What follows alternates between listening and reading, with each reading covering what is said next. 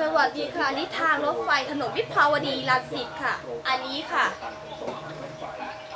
นี่ในถนนวิภาวดีรังสิตคือว่าทางรถไฟเห็นไหมคะ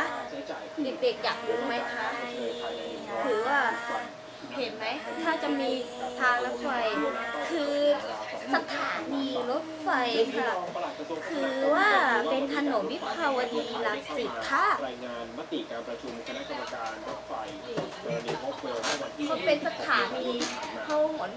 ภาคอะไรค่ะถนนวิภาวดีรังสิตคือช่องไทย PBS หมายเลข3นะคะคือว่าถนนวิภาวดีรังสิตหลังจากนี้ก็จะรายงานให้รัฐมนตรีเห็นไหมคะน้องฟุกเด็กๆเคยเห็นไหมคะเด็กๆเคยเห็นไหมเด็กๆเคยเห็นไหมเขาจะเป็นทางรถไฟยังไงเด็กๆเคยเห็นไหมทางรถไฟเป็นยังไงวิภาวดีเขาคือใครฉันเป็นใครฉันเป็นถนนที่ไหนฉันเป็นถนนวิภาวดีรังสิตค่ะถ้าเด็กๆไม่รู้จักข้ามาบอกพี่ได้เขาจะเป็นถนนอะไรก็ได้นะคะก็สถานีรถไฟของประเทศไทยนะคะ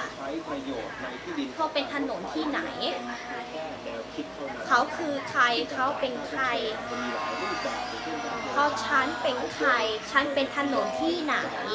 ฉันเป็นถนนวิภาวดีนี่ไงเขาคือใครคะเขาเป็นยังไง